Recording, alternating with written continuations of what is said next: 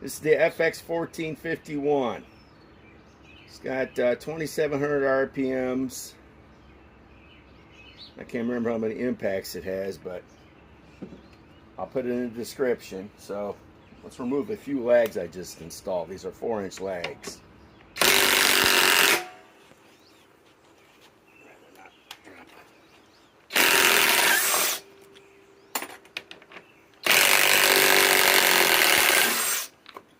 Okay, gotta have the best of both worlds, you know. And when you got something too small, use your Flex Quick Eject with the same 3.5 stack lithium.